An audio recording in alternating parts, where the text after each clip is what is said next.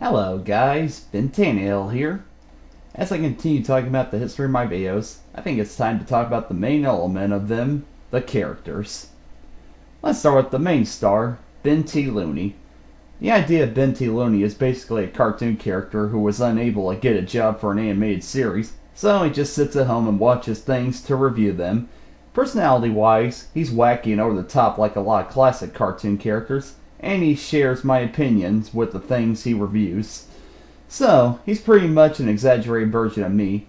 So for his voice, I just put it up a little bit and made him hyper. Woo yeah! So, as the years went on, I made him even more crazy and cartoony, and feel his character was fully developed in 2013. Ben's videos were the easiest for me to make because I understood him the most. Seeing as how he was similar to me, I just had to play a character I always wanted to play. An off-the-wall wacko. Then we move on to Nebby. Basically, he came about when I watched Fred the Show, and it drained me of creativity. I had no idea what I was going to do when it came time to make a video for it. The show was so bad that I felt I lost enough intelligence to actually enjoy it. Then, that's when the idea snapped. I'll make a video that is about Ben becoming the exact opposite of himself.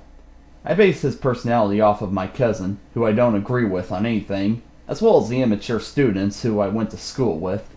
His design wasn't anything special. I just took Ben's design and made him in grayscale, similar to what happened to the ponies in the Friendship is Magic episode, Return of Harmony. Originally, he had the same voice as Ben, but when I decided to bring him back, I felt it would make sense to give him his own voice. Well, I turned him into a modern-day preteen who follows every fad. So, I just gave him a whiny voice. Everything is gay. So, I eventually gave Neb his own videos, which were some of the hardest I ever had to make. The challenge was trying to keep Neb as himself without him becoming repetitive. It wasn't always easy, and Neb's videos became my least favorite to make. But most of my fans seemed to love him, so I guess I did something right. Now we move on to Looney T Ben. He came around when, once again, I watched something and felt drained. I didn't know what I wanted to do when it came to making a video for the show, Robot and Monster. I didn't want to review it, so I didn't.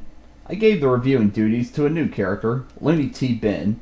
I got the idea for him based off the stories that one of my coworkers used to tell me about his crazy uncle. So, I just played Looney off as a complete nut job. His voice is basically me doing an impression of a Jurassic Jack Nicholson. 'Cause, Jack is usually playing crazy guys, so I just made him tired since Looney doesn't get any sleep. Looney was my favorite character to perform because I believe we all have an inner psycho in us that's dying to get out, so I love letting him run around for a while. However, from a creative standpoint, Looney was really difficult for me to write because you can only be so random until it becomes stale. But, once again, he's a popular character, so I'm glad you guys were entertained by him. I got the idea for Negative Nick from constantly reading comments of YouTubers who always appeared to be in a sour mood. They would always have nothing but bad things to say about everything, and it seemed like you could never cheer them up. So, I decided to make a character in order to lampoon those kinds of people. I would make Nick complain about the tiniest things that nobody would even notice, and make him feel like he was suffering.